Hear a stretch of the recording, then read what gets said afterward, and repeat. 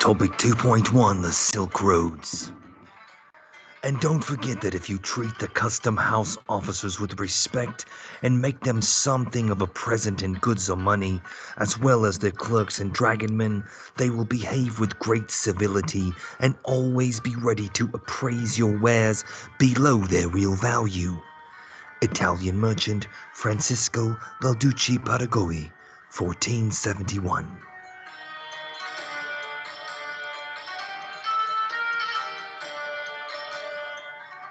The economic systems. As societies developed, they affect and are affected by the ways that they produce, exchange, and consume goods and services. The objective for today, explain the causes and effects of growth of networks of exchange after 1200. Historical developments, improved commercial practices led to an increased volume of trade and expanded the geographical range of existing trade routes, including the Silk Road, promoting the growth of powerful trading cities.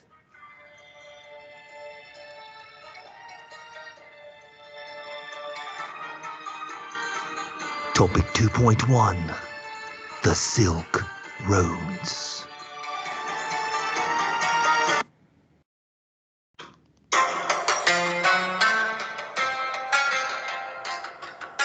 More than 1300 years after the first account on the Silk Roads, these fabled routes that had fallen into disuse had been revived by the 8th and 9th centuries.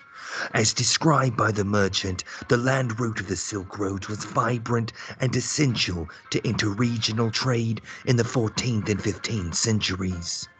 Demands for luxury goods increased, and Europe and Africa, Chinese, Persian, and Indian artisans and merchants expanded their production of textiles and porcelains for export.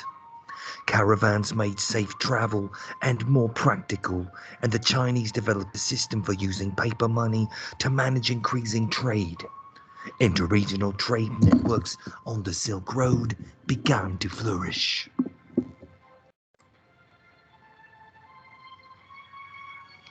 The growth and causes of the exchange networks. The Crusades helped pave the way to expanding networks of exchange as lords and their armies of knights brought back fabrics and spices from the east. Despite the inroads on the Byzantine Empire by the Ottoman Turks, the Silk Road trade routes remained in operation, as did sea routes across the Mediterranean and Indian Ocean. China was still eager for Europe's gold and silver, and Europe was growing more eager than ever for silk, tea, and rhubarb. Global trade increased. Although Europeans had not found a route around the Cape of Good Hope at the southern tip of Africa, they had been making overland trips across Europe for many centuries. The rise of new empires, the Mongol empires. After the collapse of classical civilizations such as the Roman and Han empires, the first golden age of the Silk Roads came to an end, and activity declined dramatically. However, by the 8th and 9th centuries, Arab merchants from the Abbasid Empire revived the land routes of the Silk Roads as well as sea routes in the Indian Ocean. Tang China had much to offer the newly revived global trade network, including the compass, paper, and gunpowder. China exported porcelain, tea, and silk. From other parts of Asia, China imported cotton, precious stones, pomegranates, dates, horses, and grapes. These luxury goods appealed to the upper class of the Chinese society, whose members revered in their country's newfound affluence. This period marked the second golden age of the Silk Road. No other cause, however, had as a significant impact on the expansion of trade as did the rise of the Mongol Empire. Mongols conquered the Abbasid Caliphate in 1258, and in the 14th century, China came under rulers that control as well. Parts of the Silk Road that were under the authority of different rulers were, for the first time, united in a system under control of the authority that respected merchants and enforced laws. The Mongols improved roads and punished bandits, both of which increased the safety of travel on the Silk Roads. New trade channels were also established between Asia and the Middle East, Africa, and Europe. Those who survived the conquest by the Mongols and their descendants benefited from the reinauguration of trade routes that had not been heavily used since the days of the Roman and Han Empire. Improvements in transportation technologies.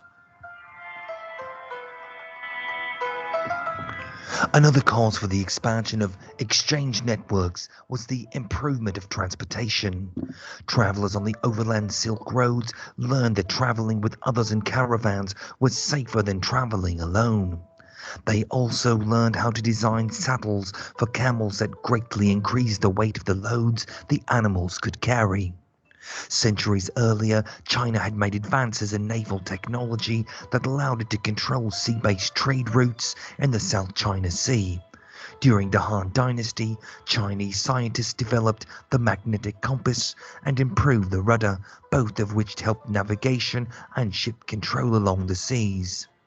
These Chinese junk, also developed in the Han Dynasty, was a boat similar to the southeast-western Asian dhow. It had multiple sails, it was as long as 400 feet, at least triple the size of the typical Western European ship of its time. The hull of a junk was divided into 4 compartments. The wall making these divisions strengthened the ship for rough voyages at sea and made sinking less likely.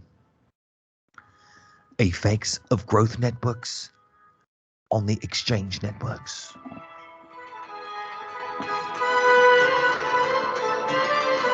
Two significant effects of the expansion and stability of the Silk Roads were the series of oases that developed along the routes, including thriving cities and commercial innovations that greatly helped to manage increasing trade. Long stretches of overland Silk Roads passed through inhospitable terrain, hot arid lands where water was scarce. Cities along the routes that were watered by rivers became thriving cities of trade. For example, the city of Kashgar is located at the western edge of China, where northern and southern routes of the Silk Road crossed, leading to destinations in Central Asia, India, Pakistan, and Persia. It sits where the Tarakoman Desert meets the Tian Shan Mountains and is watered by the Kashgar River, which has made the lands along it fertile for crops such as wheat, rice, fruits, and cotton. Travelers along the Silk Road depended on Kashgar for its abundance of water and food. Artisans in Kashgar produced textiles, rugs, leather goods, and pottery. Its food and handicrafts were sold in a bustling market at the crossroads, both ideas and goods. The once primarily Buddhist city also became the center of Islamic worship. Similarly, Samarkand in present-day Uzbekistan in the Zevshan River Valley was a stopping point on the Silk Roads between China and the Mediterranean. Samarkand was a city center of cultural exchange as much as it was a center for trading goods. Archaeological remains show the presence of diverse religions, including Christianity, Buddhism, Zoroastrianism, and Islam. Unlike Kashgar, Samarkand was known for its artisans as well as its centers for Islamic learning and magnificently decorated mosques.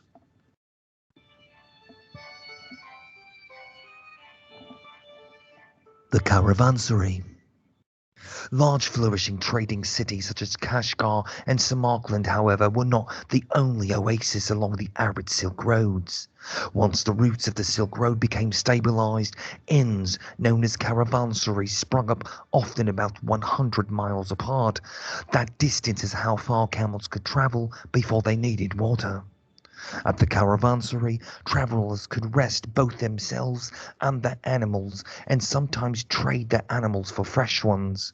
The word caravanserai derives from the Persian words for caravan and place. Commercial innovations. To manage the increasing trade, China developed a new financial system. China had long been a money economy, using money rather than bartering with such commodities as cowrie shells or salt. However, the copper coins they used became too unwieldy to transport for everyday transactions, so the government developed a system of credit known as flying cash. This allowed the merchant to deposit paper money under his name in one location and withdraw the same amount from another location. Locations for exchanging flying cash became the model for banks of the modern era, including banking houses established in European cities in the 1300s. At a banking house, a person could present a bill of exchange, a document stating the holder was legally promised payment of a set amount on a set date, and receive that money in exchange.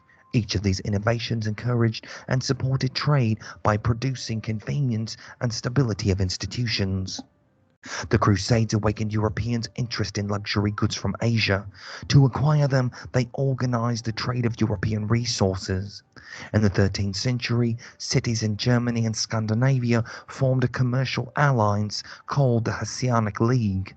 Controlling trade in the North Sea and the Baltic Sea, members of the League, such as the Lübeck, Hamburg, and Riga, were able to drive out pirates and monopolize trade in goods such as timber, grain, leather, and salted fish. League ships would leave the Baltic and North Seas. They would round the Atlantic coast of Western Europe and proceed to the ports of the Mediterranean. There they might pick up valuable goods from the Arab caravans. The League lasted until the mid-17th century, when national governments became strong enough to protect their merchants.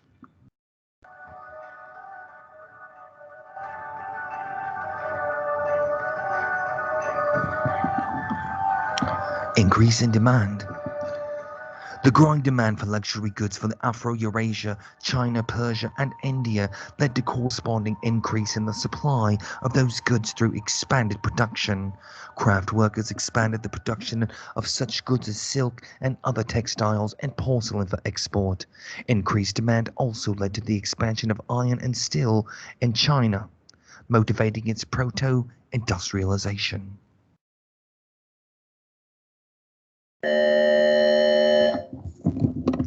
Your assignment can be found on Schoology.